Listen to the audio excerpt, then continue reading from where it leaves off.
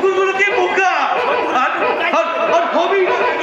ওরা যে সরল, আর সরলরা তো বোকাই হয়, তাই না?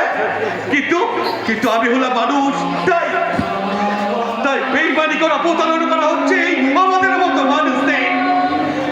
সহজ এত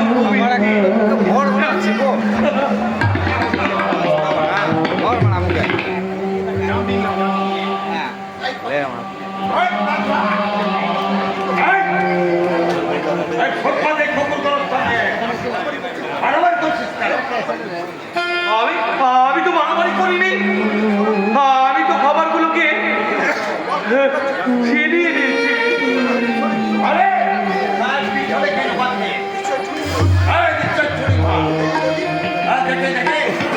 না না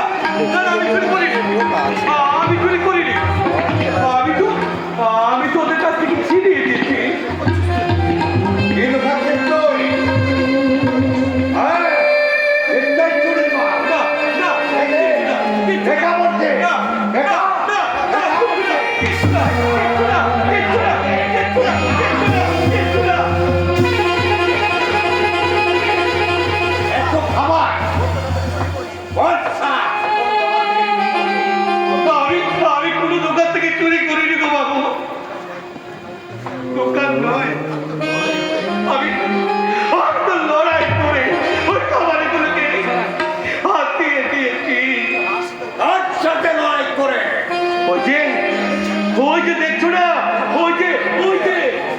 রাস্তার ধারে ডাস্টবিনে কুকুরগুলো ওদের সাথে লড়াই করে।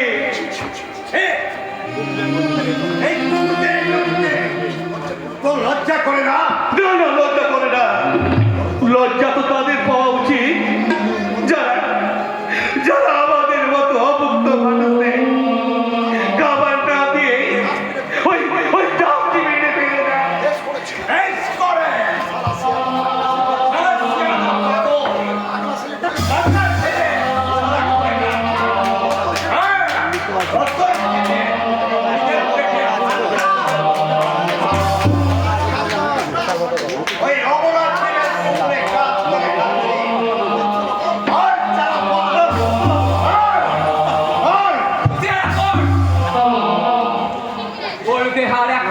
করলে তোর হাত আমি বুক ছুঁড়ে ভেঙে দেবো একবার।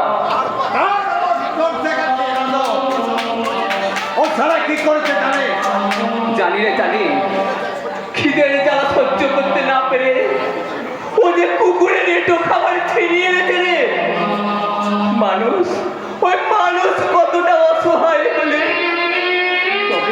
তবে এই যে কুকুরের এঁটো খাবার ছিনিয়ে খায়, তাকে তুই আন্দাজ করতে পেরেছিস একবার?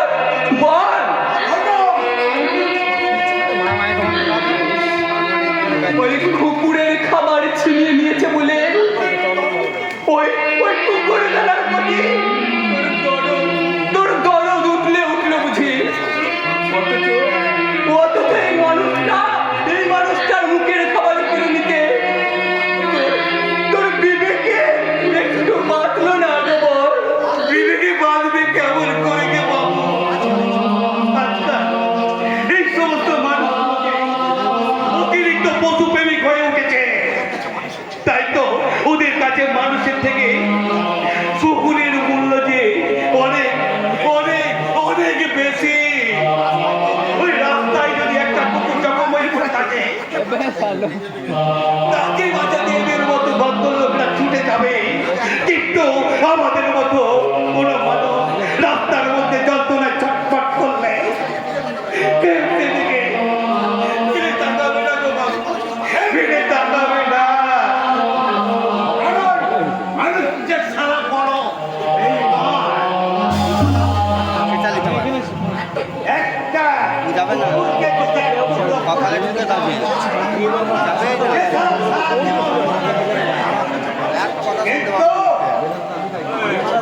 আমার